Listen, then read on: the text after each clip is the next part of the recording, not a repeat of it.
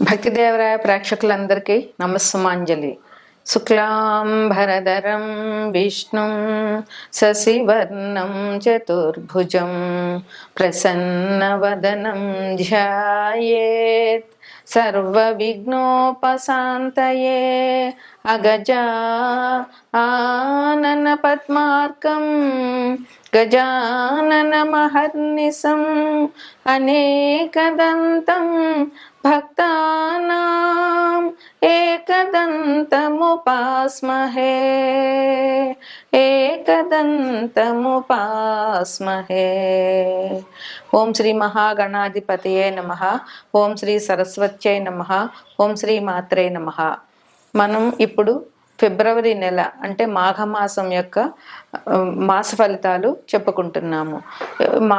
జనవరి 29 అమావాస్య 29 నుంచి ఫిబ్రవరి 28 వరకు మాఘమాసం మొదలవుతుంది. ఈ మాఘమాసం చాలా విశిష్టమైనది. ఈ చాలా పుణ్యకార్యాలు చేసుకోవడానికి, వివాహాది శుభకార్యాలు చేసుకోవడానికి, ఇంకా నోములు వ్రతాలు ఏవైనా చేసుకోవడానికి మాఘమాసం చాలా మంచిది. ఈ మాఘమాసంలో వచ్చే శివరాత్రి నాడు కొత్తగా నోములు పట్టాలి అనుకున్న వారందరూ కూడా, స్త్రీలందరూ కొత్తగా నోములు పడతారు. ఈ మాఘమాసం విశిష్టత ఏమిటంటే సూర్య భగవానుడి ఆరాధన. ఈ మాఘమాసంలో పూర్తిగా అన్ని ఆదివారాలు కూడా చాలా విశిష్టమైనవి. ఈ ఆదివారాలు సూర్యభగవాన్ ఆరాధన మనకి చాలా ఆనందాన్ని, ఆరోగ్యాన్ని ఇస్తుంది. సూర్యభగవానుడు ఆరోగ్యానికి ప్రదాత. అందువల్ల ఈ మాఘపాదివారాలు పాలు పొంగించి ఆవు పిడకలు తీసుకొచ్చి మనం ఇదివరకైతే దానిలాగా వేసి తాటలో పెట్టేవారు. ఇప్పుడు పిడకలు దొరికిన వాళ్ళు పిడకలు, లేదంటే కుంపటి మీద నిప్పులేసి దాని మీద పిడకలు పెట్టి పాలు, మా చిన్నతనంలో మా అమ్మ వాళ్ళందరూ అలాగ పరవాన్నం చేసేవారు. ఆ పరవాన్నం కూడా గరిటెతో కడపకుండా చెరుకు గడతో కలుపుతూ పరవాన్నం చేసేవారు. ఇప్పుడు దొరికినంత వరకు చేయగలుగుతున్నారు. లేకపోయినా ఆవు పాలతో పరవాన్నం చేసి ఆ సూర్య భగవానుడికి నివేదన చేయడం వల్ల ఆయురారోగ్యాలు అందరికీ లభిస్తాయి. మనకి ప్రత్యక్షంగా కనిపించే దైవమే సూర్య భగవానుడు. ఆయన ఆరోగ్యాన్ని, ఆనందాన్ని అన్నిటినీ ఇస్తాడు. ఏ గ్రహం బాగుండాలన్నా ముందు సూర్యుడు బాగుండాలి.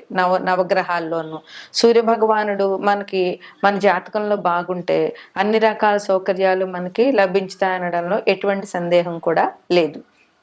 ఈ మాఘమాసం జనవరి 29 నుంచి మొదలయ్యి ఫిబ్రవరి 28 వరకు ఉంటుంది. ఈ మాఘమాసంలో 4 ఆదివారాలు మాఘపాదివారాలు అంటారు. అట్లాగే 4వ తారీఖున రథసప్తమి. ఈ రోజున విశేషంగా సూర్యభగవాన్ని ప్రార్థించి రథం చేసి, తులసమ్మ దగ్గర ముగ్గులు పెట్టి రథం చేసి, చిక్కుడుకాయలతో రథం చేసి, చిక్కుడాకుల్లో పరవాన్నం నైవేద్యం పెట్టడం ఆచారంగా వస్తోంది.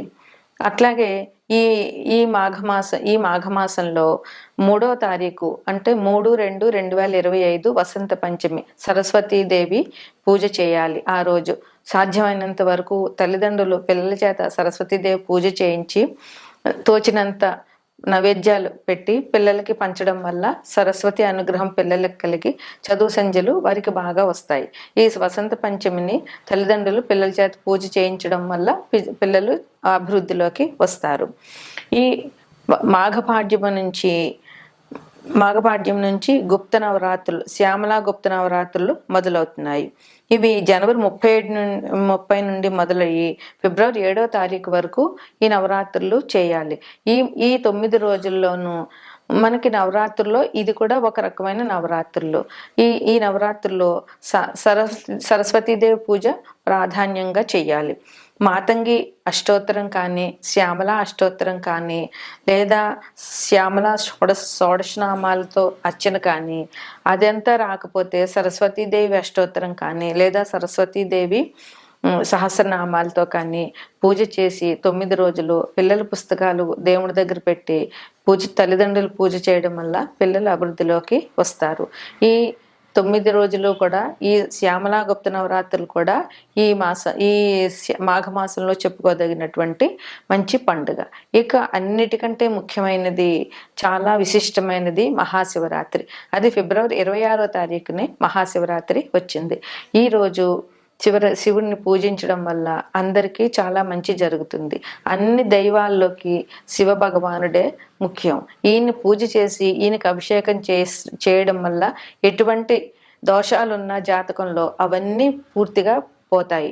శివ భగవానుడు సంకల్పించితే శివుడి ఆజ్ఞ లేనిదే ఏమైనా కుట్టదు అంటారు. మనకి ఏది జరగాలన్నా శివుడి ఆజ్ఞ ఉండాలి.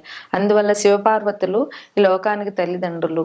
శివపార్వతులను పూజించడం వల్ల, శివుడికి అభిషేకాలు చేయడం వల్ల, భక్తితో ఓం నమ శివాయ అని శివ పంచాక్షరి చేయడం వల్ల మనందరికీ కూడా చాలా మంచి జరుగుతుంది. జీవితంలో ఉన్న కష్ట నష్టాలన్నీ కూడా పోతాయి. అందువల్ల ఈ మహాశివరాత్రి నాడు పొద్దున్న ఉదయాన్నే లేచి గుడికి వెళ్ళి శివ దర్శనం చేసుకుని, ఇంట్లో పూజ చేసుకుని, రోజంతా ఉపవాసం ఉండి, రాత్రి ఎవరి ఆనవాయితీని బట్టి వారు పండ్లో ఫలాలో ఏదైనా తీసుకుని రాత్రి జాగరణ చేయడం వల్ల ఈ మహాశివరాత్రి పుణ్యదినం జరుగుతుంది. అందువల్ల ప్రజలందరూ కూడా ఈ మహాశివరాత్రిని మంచిగా జరుపుని శివుని కృపకు పాత్రలవుతారని ఆశిద్దాం. తదుపరి సింహరాశి. సింహరాశికి అధిపతి రవి. సింహరాశిలో మఖ 4 పాదాలు, పుబ్బ 4 పాదాలు, ఉత్తర 1 పాదం ఉంటాయి. ముందుగా గ్రహాల స్థితిగతులు చూద్దాం. సింహరాశిని లగ్నంగా చేసుకుంటే 2వ ఇంట్లో అంటే కన్యలో కేతు ఉన్నారు, మకరంలో రవి బుధులు ఉన్నారు, కుంభంలో శని ఉన్నారు, మీనంలో శుక్ర రాహువులు ఉన్నారు, వృషభంలో గురువు ఉన్నారు, మిథునంలో కుజుడు ఉన్నారు. 2వ ఇంట్లో కేతు ఉన్నారు. కేతువు మనకి ఏం చేస్తారంటే దేన్నైనా ప్రాపంచిక విషయాలని కట్ చేస్తూ ఉంటారు. కేతువు మోక్షానికి కారకుడు. అందువల్ల ఈయన ప్రపంచంలో మన ఈ బాహుబంధాల్లో ఇమిడిపోకుండా ఈ ప్రపంచక విషయాల్లో మనం బంధాలు పెంచుకోకుండా కేతు కట్ చేస్తూ ఉంటారు. అందువల్ల కేతువుని అనుకూలం చేసుకోవాలి అంటే మహాగణపతిని పూజించడం చాలా అవసరం. ఈ సింహరాశి వారికి ఈ మాసం అంతా కూడా చాలా శుభ ఫలితాలనే చెప్పవచ్చు. ఎందువలనంటే వీరికి ఈ మాసం చాలా అనుకూలంగా ఉంది. ఇలా వృత్తి వ్యాపారాలు చేసే వాళ్ళకి చాలా బాగుంది. రవి మకర రాశిలో ఉండి తన రాశిని చూస్తున్నారు కనుక, మకర రాశిలో ఉండి రవి ఉన్నారు కనుక ఈయన ఈ రాశి వారికి 13వ తారీఖు నుంచి మకర రాశి నుంచి కుంభరాశికి వెళ్తారు. అప్పుడు సింహరాశిని చూస్తారు 7వ దృష్టితోటి. అప్పటి నుంచి ఈ రాశి వారికి మంచి సుఫలితాలు జరుగుతాయి. ఈ రాశి వారు ఈ మాసంలో పుణ్య కార్యక్రమాలు చేసేటటువంటి అవకాశం చాలా ఉంది. అలాగే ఉద్యోగం చేసే వాళ్ళకి చాలా బాగుంది. ఈ రవి గవర్నమెంట్ ఉద్యోగాలకి ఇస్తారు. అందువల్ల ఈ మాసం కూడా రవి మాసం అనే చెప్పవచ్చు. ఎందుకంటే మాఘమాసం అంటే మొన్న 12 నెలల్లోనూ సూర్యారాధన చేసేది ఈ ఒక్క నెలే. అందువల్ల ఈ రాశి వారు సూర్యారాధన ఈ మాసంలో చేసినట్లయితే వారికి చాలా మంచి ఫలితాలు ఉంటాయి. వారు అనుకున్నది అనుకున్నట్టు జరిగే అవకాశం చాలా ఉంటుంది.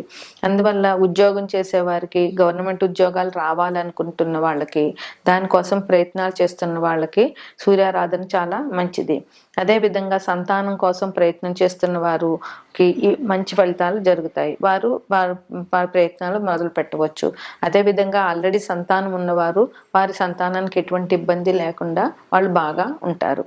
అలాగే పుణ్య కార్యక్రమాలు చేస్తారు. విద్యార్థులకి కొంచెం ఒత్తిడి అనేది ఈ 3 నెలలు ఒత్తిడి అనేది ఉంటుంది. వారి పోటీ పరీక్షలు అయినా, ఈ యాన్యువల్ ఎగ్జామ్స్ అయినా, ఇవన్నీ ఇంకెక్కడి నుంచి 3-4 నెలలు విద్యార్థులకి శ్రమ అనేది తప్పదు. ప్రయాణాలు ఈ రాశి వారికి అనుకూలంగానే ఉన్నాయి. ఇంకా ధనం అంటే ఈ రాశి వారికి శుభ ఫలితాలని చెప్పాం కదా. అందువల్ల ఈ రాశి వారికి ధనానికి ఎటువంటి ఇబ్బంది లేకుండా వారు ఆశించినటువంటి ధనం వీరికి లభిస్తుంది. అదే విధంగా ఆదాయం కూడా వీరికి లభిస్తుంది. ఏ వృత్తిలో ఉన్న వారికైనా వారికి ఎంత ఆదాయం రావాలో అంత ఆదాయం వచ్చి వారు సుఖంగా ఉండగలుగుతారు. ఖర్చులకు సరిపడా డబ్బు దొరుకుతుంది. విదేశీ ప్రయాణాలు చేసే వారికి కూడా ఈ మాసం అనుకూలంగా ఉండాలి. మొండి బాకీలు ఉండి ఎప్పటి నుంచో వీళ్ళకి రావాలి అనుకుంటున్నటువంటి బాకీలు కూడా ఈ రాశి వారికి ఈ మాసంలో వసూలవుతాయి. వీరి జీవనశైలి మంచిగా మార్చుకోగలుగుతారు. జీవనశైలి అందంగా మార్చుకోగలుగుతారు. చక్కగా వీరి జీవన శైలిని చూసి ఎదుటివారు కూడా వారు కూడా అట్లా ఉండాలి అనేటటువంటిగా రోల్ మోడల్గా ఈ రాశి వారు ఉంటారు. అదేవిధంగా ఆనందంగా ఉంటారు. ఆర్థికపరమైనటువంటి లావాదేవీలు ఎటువంటి ఇబ్బందులు లేకుండా ఉంటాయి. రాజకీయంలో ఉన్న వాళ్ళకి నూతన పదవులు వచ్చే అవకాశం కూడా ఉంది. చరస్థిరాస్తులు కొంతమందికి అంటే మనం గోచారాన్ని బట్టి చెప్తాము. అదే వ్యక్తిగత జాతకంలో వీరి గ్రహాలు ఎక్కడెక్కడ ఉన్నాయి, ఏ రకంగా ఉన్నాయి అనేటటువంటిది అది వారి జాతకానికి తప్ప ఎదుటి వారికి తెలియదు కనుక ఈ రాశి కొంతమందికి కొన్ని ఇబ్బందులు తప్పకుండా ఉన్నాయి. అదేంటంటే అనారోగ్యం జరిగే అవకాశం ఉంది. స్థిర చరాస్తులు అమ్ముకునే అవకాశం కొంతమందికి ఉంది. అలాగే ఉద్యోగం చేసే వాళ్ళకి అధికారుల వల్ల భయం ఉంటుంది. కొంచెం స్థల మార్పులు అంటే ఒక చోట నుంచి ఒక చోటకి మారవలసిన అవసరం, లేదా ఉద్యోగస్తులు డెప్యుటేషన్ మీద వెళ్ళే అవకాశాలు కనబడుతున్నాయి.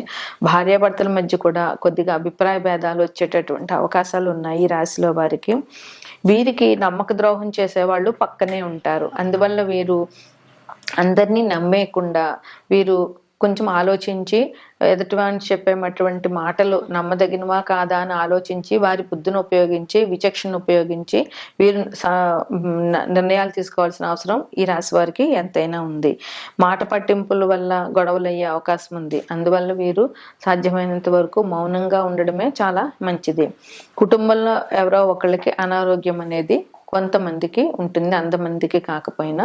అందువల్ల ఈ రాశివారు ఈ మాసంలో సూర్య భగవానుడు ఆరాధన చేయడము, ఎందుకంటే 12 నెలల్లోకి సూర్యుని ఆరాధన అనేది ఈ నెలలోనే చేస్తాము. అందువల్ల మాఘపాది వారాలు సూర్యుని ఆరాధన చేయడము, సూర్యునికి పరవాన నైవేద్యం పెట్టడము, ఆదిత్య హృదయ పారాయణం చేయడము, అదేవిధంగా మహాశివరాత్రి రోజున శివునికి అభిషేకం చేయడము, ఓం నమ శివాయ పంచాక్షరి చేయడము, వసంత పంచమి రోజున సరస్వతీదేవి పూజ చేయడము ఈ రాశి వారికి ఇంకా అభివృద్ధిలోకి వచ్చే అవకాశాలు ఉంటాయి.